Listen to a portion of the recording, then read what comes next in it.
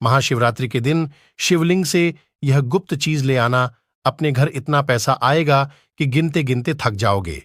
भगवान भोलेनाथ के आशीर्वाद से आपके जीवन में सिर्फ और सिर्फ उन्नति ही करोगे। देखिए, सनातन धर्म में महाशिवरात्रि को विशेष महत्व दिया गया है। फागुन मास के कृष्ण पक्ष की चतुर्थी तिथि को महाशिवरात्रि का पर्व मनाया जाता है और इस बार महाशिवरात्रि 8 मार्च 2023 को मनाई जाएगी। हिंदू धर्म में मान्यता है कि इसी दिन भगवान भोलेनाथ और माता पार्वती का विवाह हुआ था। शिवरात्रि का अर्थ होता है शिव की रात्रि, अर्थात शिव जी की महान रात्रि को ही महाशिवरात्रि कहा जाता है। ये बेहद शुभ मानी जाती है। कहा जाता है कि कोई भी व्यक्ति इस दिन भगवान भोलेनाथ की थोड़ी सी पूजा साधना क्रिया कर ले तो उस व्यक्ति के जीवन में हर मनोकामना वो स्वयं ही पूर्ण कर पाता है। उस व्यक्ति के जीवन में हर कष्ट बिल्कुल खत्म कर देते हैं। भोलेनाथ और उस व्यक्ति के जीवन में धन की वर्षा निश्चित ही शुरू हो जाती है। दोस्तों, अगर आप चाहते हैं कि भगवान भोलेनाथ की कृपा आप पर और आपके पूरे परिवार पर सदैव बनी रहे तो कमेंट बॉक्स में ओम नमः शिवाय लिखे। तो आपको क्या करना है, महाशिवरात्रि के दिन आपको शिव मंदिर में जाकर क्या क्या करना है, भगवान भोलेनाथ को क्या अर्पित करना है, वहां से क्या चीज आपको वापस लेकर आनी है ताकि आपके घर में गरीबी, दरिद्रता, परेशानी, कष्ट, दिक्कतें हमेशा के लिए खत्म हो जाए और वहीं दूसरी तरफ आपके घर में सुख, समृद्धि, यश, वैभव, ऐश्वर्य की प्राप्ति आपको हो सके। दोस्तों, हर व्यक्ति महाशिवरात्रि का इंतजार इसीलिए करता है ताकि वह भगवान भोलेनाथ का आशीर्वाद प्राप्त कर सके। कहा गया है कि देवों के देव भगवान भोलेनाथ अगर किसी भी व्यक्ति को आशीर्वाद दे दें तो उस व्यक्ति को साक्षात काल भी उसका कुछ नहीं बिगाड़ पाता है। इसलिए अब मैं आपको बताने जा रही हूं कि कैसे आप महाशिवरात्रि के दिन, इस पावन दिन पर भगवान भोलेनाथ को प्रसन्न कर सकते हैं, कैसे आप भगवान भोलेनाथ का आशीर्वाद प्राप्त कर सकते हैं और कैसे महाशिवरात्रि के दिन शिवलिंग को आपको पूजन करना चाहिए। कोई भी खास उपाय करते हैं तो उसमें क्या चीज आपको ध्यान रखनी चाहिए, शिवलिंग पर क्या क्या चढ़ाना चाहिए और क्या क्या लेकर वापस आना चाहिए ताकि आपके घर में अन्न धन के कभी भंडार खाली ना हो पाए, हमेशा अन्न धन भरा रहे। देखिए, आपकी जीवन में कितनी ही बड़ी से बड़ी परेशानी, कितनी ही बड़ी से बड़ी दिक्कत क्यों ना हो, मान के चलिए अगर आपके जीवन वन में धन की समस्या है, नौकरी अगर आपको प्राप्त नहीं हो रही है तो आप बहुत ज्यादा परेशान हो चुके हैं, थक चुके हैं, आपके शत्रु आपको घेर कर रखते हैं, संतान की प्राप्ति नहीं हो पा रही है, किसी भी प्रकार की कोई भी दिक्कत है, तो एक बात ध्यान रखिएगा, महाशिवरात्रि का पावन दिन आने जा रहा है और यह ऐसा दिन है जिस दिन कोई भी व्यक्ति अगर थोड़ी से भी उपाय कर लेता है तो भगवान भोलेनाथ साक्षात पूजा करने से ही तुरंत प्रकट होकर आशीर्वाद उसको दे सकते हैं।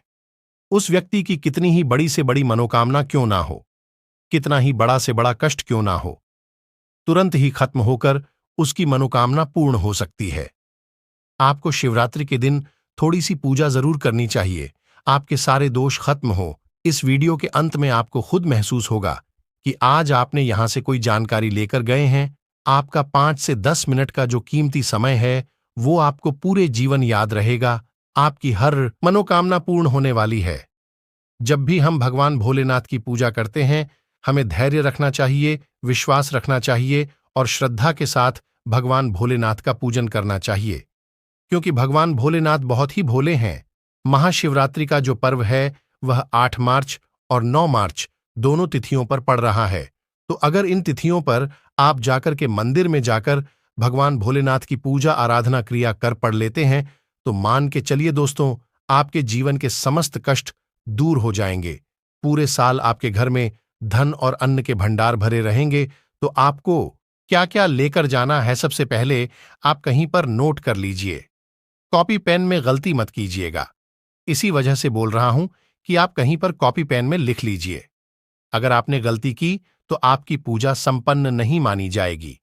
और इस साल की जो महाशिवरात्रि पर्व पड़ने जा रहा है, इसमें सर्वार्थ सिद्ध योग, अमृत योग, पंचांग योग जैसे 18 योग बनने जा रहे हैं, जिनका फायदा आपको जरूर ही उठा लेना चाहिए। जिसके बाद मान के चलिए आपके जीवन की समस्त दिक्कतें तो दूर होंगी ही, साथ ही हर मनोकामना भी आप पूर्ण कर पाएंगे। तो सबसे पहली जो चीज आपको शिवालय लेकर जानी है, वह है जल। आपको अपने घर से जल लेकर जाना चाहिए।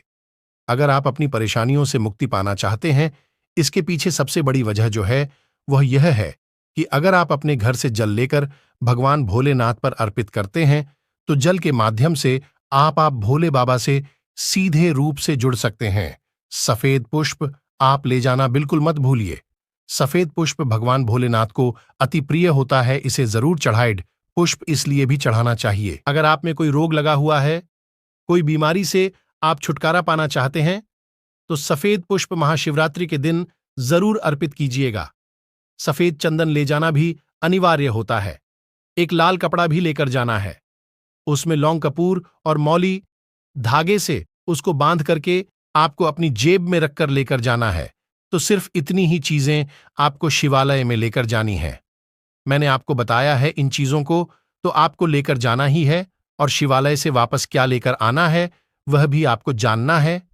जरूरी है, धन की प्राप्ति के लिए यह अति आवश्यक है। वहीं पर खड़े 1008 बार आपको ओम नमः शिवाय का जाप करना है।